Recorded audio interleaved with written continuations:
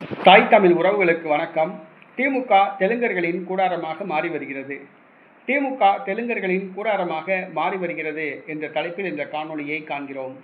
2024ஆம் ஆண்டு நடத்தப்பட்ட புள்ளி விவரத்தின்படி தமிழ்நாட்டில் பிறமொழியாளர்கள் 5%க்கும் குறைவாகவே உள்ளனர். தெலுங்கர்கள் 5% கூட கிடையாது. ஆனால் தமிழ்நாடு முதலமைச்சர்களாக தெலுங்கர்கள் அதிகம் பேர் பதவி வகித்துள்ளார்கள். யார் என்று சொன்னால் அண்ணாதுரை, கருணாநிதி, மு.க. ஸ்டாலின், இந்த 3 பேருமே தெலுங்கர்கள். திமுகவில் தற்பொழுது தெலுங்கர்களின் ஆதிக்கம் உள்ளது. தெலுங்கர்கள் மாவட்ட செயலாளர்களாக அதிகம் பேர் உள்ளார்கள். சட்டமன்ற உறுப்பினர்களாக, பாராளுமன்ற உறுப்பினர்களாக அதிகம் பேர் உள்ளார்கள். அவர்களுடைய மக்கள் தொகையை ஒப்பிடும்போது பல மடங்கு அதிகம் என்றுதான் சொல்ல வேண்டும். திமுக தெலுங்கர்களின் கூடாரமாக மாறிவிட்டது. அந்த கட்சியின் தலைமையே தெலுங்கர் தான். மு.க. ஸ்டாலின், உதயநிதி 2 பேருமே தெலுங்கர் தான். தற்பொழுது திமுகவில் தமிழர்களுக்கு மரியாதை கிடையாது. வாழைப்பழத்தில் ஊசி ஏற்றுவது போன்று தமிழர்கள் புறக்கணிக்கப்பட்டு வருகிறார்கள். அங்கு திமுகவில் இருக்கிற தமிழர்களுக்கு இது தெரியவில்லை. போதிய விழிப்புணர்வு அங்கு இல்லை.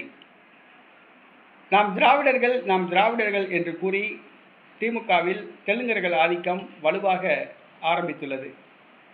தற்பொழுது திமுக சட்டமன்ற தலைவர், துணைத் தலைவர், கொறடா இந்த 3 பதவிகளையும் தெலுங்கர்கள் ஆக்கிரமித்துக் கொண்டார்கள். தமிழர்களுக்கு ஒரு பதவி கூட வழங்கப்படவில்லை. திமுக சட்டமன்ற உறுப்பினர்களாக 50க்கும் அதிகமான தமிழர்கள் வெற்றி பெற்றும் கூட ஒரு தமிழர் கூட சட்டமன்ற திமுக பதவிகளில் நியமிக்கப்படவில்லை. திமுக 5 ஆண்டு காலம் ஆட்சியில் இருந்தபோது தெலுங்கர்களுடைய ஆதிக்கம்தான் இருந்தது. அதுதான் படுதோல்வியடைய வாய்ப்பளித்தது. சென்னையில் துறைமுகம் சேகர் பாபு, இவர் ஒரு தெலுங்கர். இவருடைய அராஜகத்தால் தான் சென்னையில் திமுக படுதோல்வி அடைந்தது என்பது நம் அனைவருக்கும் தெரியும். ஒரு பக்கம் சாத்தூர் ராமச்சந்திரன், மறுபக்கம் K.N. நேரு, இன்னொரு பக்கம் ராணிப்பேட்டை காந்தி என்று தெலுங்கர்கள் ஆளுக்கு ஒரு பக்கம் இழுத்தார்கள். கடைசியில் திமுக அதால பாதாளத்துக்கு சென்றது, படுதோல்வி அடைந்து விட்டது.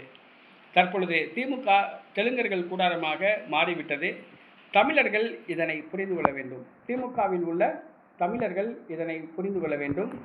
வருகின்ற தேர்தல்களில் திமுகவை தமிழர்கள் புறக்கணிக்க வேண்டும்.